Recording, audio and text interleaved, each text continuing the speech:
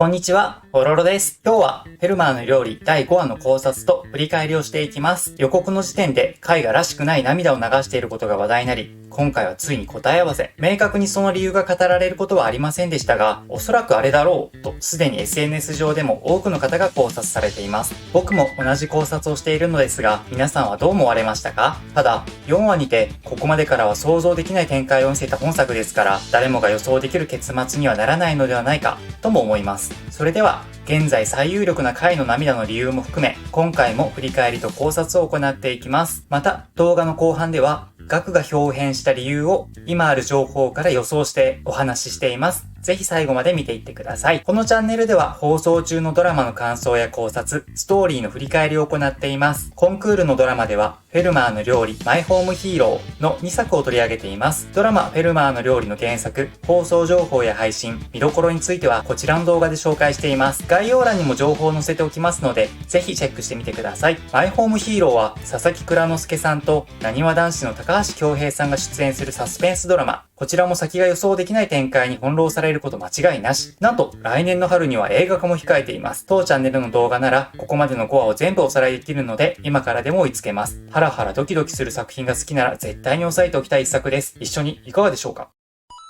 前回のラスト、ランナはカイに母の店を返してと迫りました。ランナの夢は母と一緒に働くこと。しかし母さくらは3年前にカイに店を買収されたことが原因で体と心が壊れてしまったと語ります。過去のシーンが映り、そこには心身困憊のさくらと彼女を支えるランナ。そこに現在とは違う髪型のカイが微笑みを携えながら現れます。返してもらう条件はランナが料理人としてカイを超えること。カイから厨房の花形である肉料理担当を命じられたランナはこれで条件は満たしたとばかりにカイに詰め寄ります。しかしカイはそんな彼女に徹底的に欠けているものがあると冷たく言い放ちます。まだカイの求めるレベルには達していませんでした。そんなんだからいつまで経っても見えないんだよ。無意識なのか、ガクの口癖を引用して怒声を浴びせるカイ。見えることに重きを置いている。やはり彼が一番期待しているのはガクということでしょうか。何を言ってと唖然とするランナー。確かに見えることが条件なんて言われてもわけがわかりませんよね。カイはランナーにもう店に来なくていい、出て行けと吐き捨て店から追い出してしまいます。スタッフ全員に対してもガクが来てから慣れ合いが過ぎる。料理人としての頂点を目指すなら自分自身の成長が全てだと声を荒げます。カイの料理人としてのストイックな一面が見え、というよりカイは頂点しか見えていないのでしょう。突き進むカイが何人もの料理人を切り捨ててきたという事実を知るガク。ランナもその中の一人になった。ただそれだけのことなのです。サイモンは淡島と渋谷を訪ね、レストラン K に関する買収の提案を持ちかけていました。淡島は K の出資者の一人のようです。交渉の中でサイモンは1枚の書類を取り出します。何が書かれているかは視聴者からは見えませんが、それを見た淡島は自分が書いたものだと不審な表情を浮かべます。朝倉海はもうシェフではいられない。海に迫るタイムリミット。その理由が書類に記されているようです。K の未来を案じていると軽薄な笑みを浮かべるサイモン。渋谷はその提案に不愉快な表情を浮かべました。サイモンの暗躍は続きます。一人になったランナーに接近し、買収後の K の料理長としてスカウトをします。その理由は、世界最高峰のレビュアー、綿貫哲平が最高評価を下したから、さらに、オルスは素晴らしい店だったと語ります。サイモンはランナの母の料理のファンでもあったのです。最高の条件、ランナに断る理由はありません。しかし、そんな簡単にKが買収に応じるはずがない、と意見しますが、サイモンは全ては自分の手のひらの上と言わんばかりに不気味に微笑むのでした。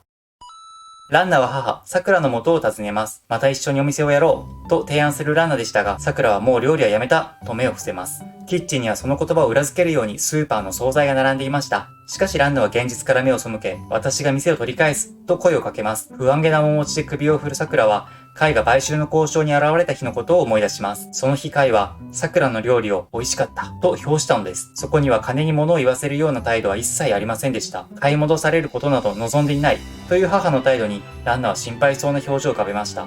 後日、K に残していた荷物を取りに行ったランナ、応対したネネが問います。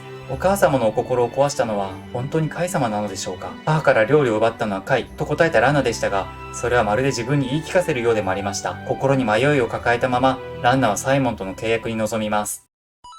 その頃ガクは、ランナーを追い出したカイに納得がいかず、その理由を問うていました。しかし明瞭な答えは得られず、逆に今お前がしたいこと、するべきことは何だと言われます。周りのことなどどうでもいいから自己の研鑽に励め、というのがカイの考えです。その問いに答えを出せないまま、ガクは落ち着かない休日を過ごしていました。そこへ父が訪ねてきます。だだっ広い家で一人っきりのガクを見て、友達がいないのではないか、と邪推します。ガクは父に心配をかけまいと友達を呼び出すことにします。急遽始まった父に友達を紹介する会。呼び出されたガクの友達とは、マゴロク、アユ、カグラでした。僕共通の友人が一人もいない地獄のランチ会です。特にアユは自分以外にも存在したガクの異性の友人、カグラに警戒心をあらわにします。しかしガクはあくまで女性陣もただの友達と強調します。安心するどころかショックを受ける女性陣の隣で、マゴロクは腕まくりをしていました。皆さん覚えてます？ 5 話の冒頭でマゴロクが話したモテの秘訣。僕まさかの伏線回収でした。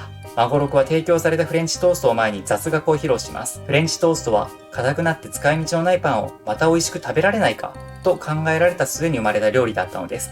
それが今や立派なデザートメニューとして老若男女に親しまれています。ガクはランナを K に取り戻すべく、ランナの実家を訪ねます。広い庭園では、桜が紅茶をたしなんでいました。ガクはランナが K を辞めたことを伝えます。桜は一瞬驚くも、すぐに納得の表情をします。ガクはランナが素晴らしい料理人だったこと、彼女をはじめとする K の仲間が、数学しかなかった自分を救ってくれたことを説きます。その頃ランナはサイモンとの契約に迷いを見せていました。サイモンは彼女の料理を食べていません。その実力は綿貫哲平が高い評価をしている。それだけで十分に伝わっていると言います。それはかつて、桜の料理を食べた上で交渉のテーブルについた回とは対照的でした。若く美しいシェフ、それだけでメディアは飛びついてくる。というサイモンの言葉に、ランナは目を伏せます。かつては女性だからというだけで評価を得られなかった赤松親子。しかし、時代は変わりました。今は女性だからという理由で世間の注目を浴びるのです。僕、日本一億総活躍社会を標榜する現代の日本において当然の流れであり、そして歪みでした。女性にとって活躍の場が増えた。それは確かなのですが、返す刀でサイモンは仕掛けます。一緒にお母さんの仇を取りましょう。その言葉にランナはハッと顔を上げました。ランナはペンを手に取り、契約書に向き合います。サイモンが歪に口角を歪ませます。ランナがしたかったこと、それは敵討ちだったのでしょうか。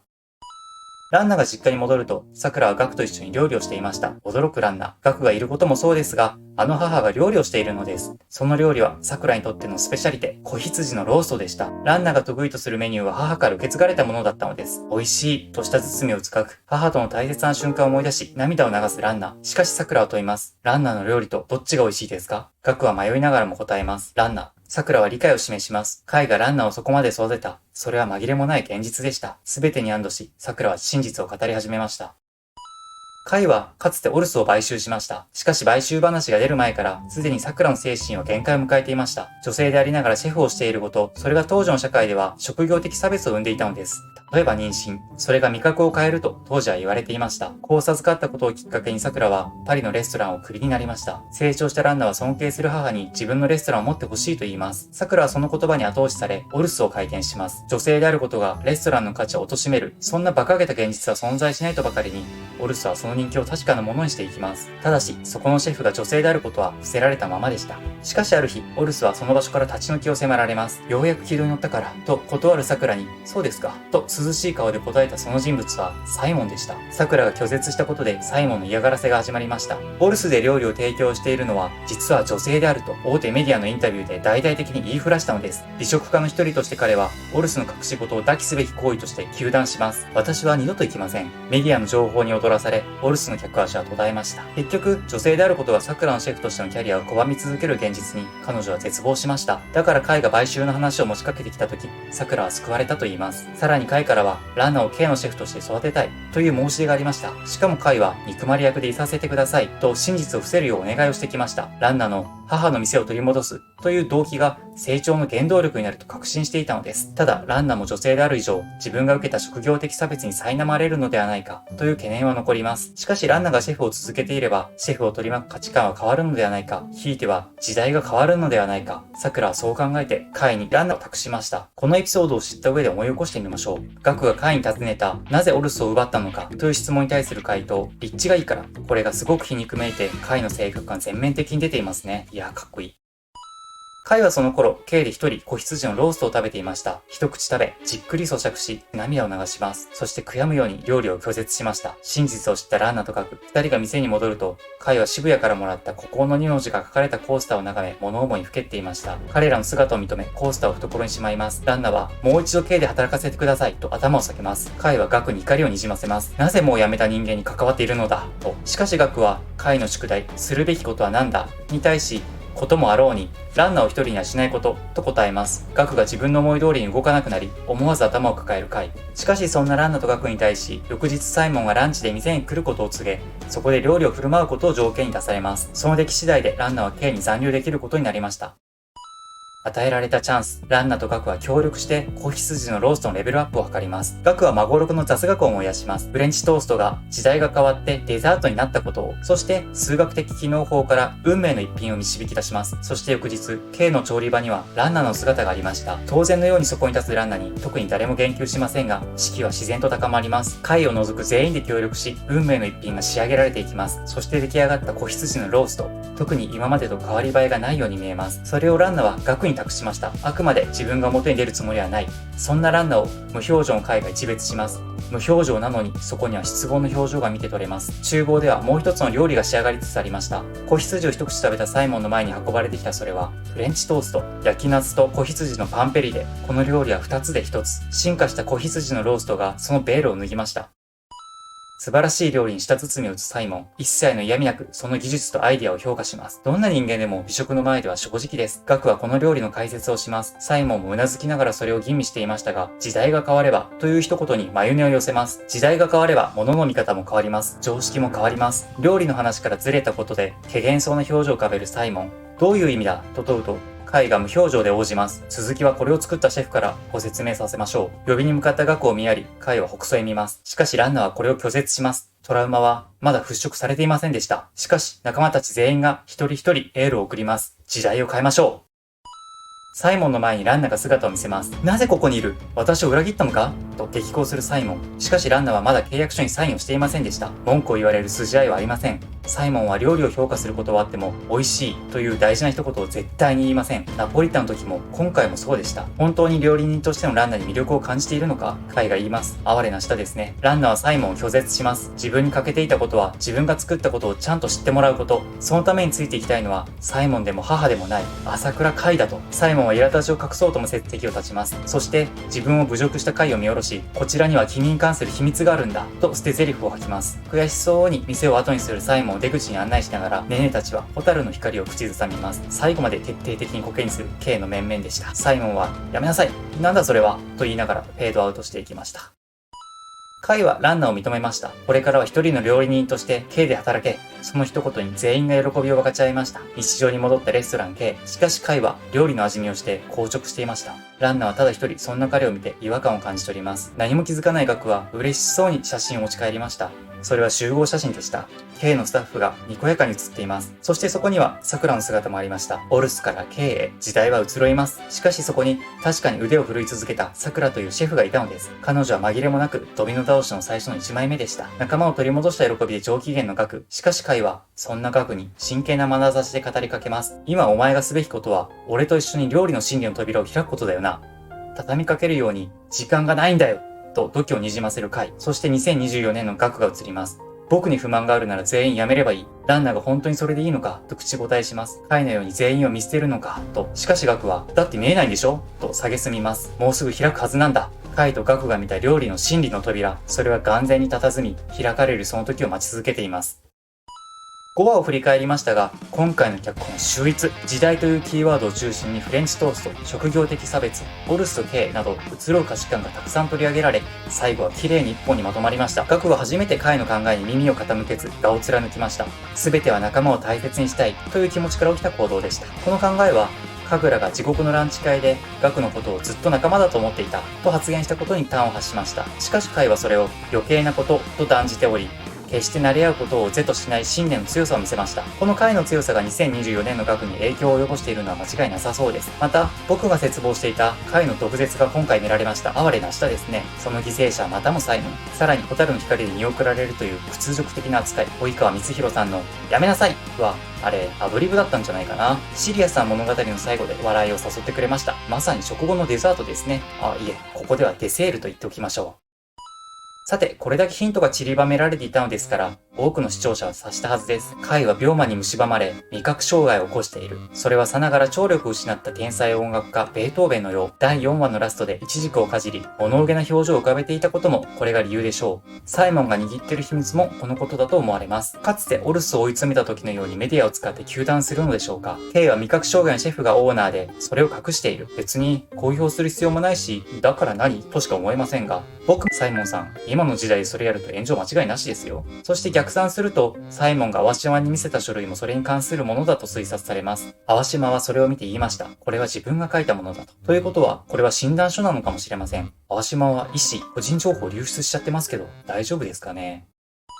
それにしても、これで物語の謎がだいぶ解けました。最大の謎はガクが表変した理由ですが、今回はこの理由を予想してみます。題して、野望大公説。味覚障害を発症し、シェフの世界からドロップアウトした回。いずれ来るその時を見据えて、2023年の回は、彼に被験する能力を持つ後継者を育てています。回は脇役と呼んでいますね。彼は味覚を完全に喪失する前に、主役足りうるシェフを見つけないといけません。それはなぜかというと、真理の扉を開くため、難しい言い方をしていますが、おそらくそれは料理の道を極めると同義かと思われます。2024年、ガクは回にそのバトンを託されました。味覚を失った回の代わりに真理の扉を開く。自分の人生を変えた恩人である回。すべてを失った彼の代わりに必死になっているのはガクらしいと言えます。ただランナは回が見捨てた。補定は俺たちがガクを選んだと各々証言しています。ガクを後継者に選んだのは回ではないんです。回は突然姿を消したのでしょうか。ここまで熱心にガクを育成している回ですが、指名をせずに姿を消したのは何かあったということなのでしょう。それこそサイモンの復讐で社会的なダメージを受け、姿を消さざるを得なかったのかもしれません。淡島邸の会合についても言及しておきましょう。淡島が医師だとすると、あの会合は回の診療を兼ねているのかもしれません。ただ第4話で新たな出資者が現れたことで、この回も終わりが見えてきた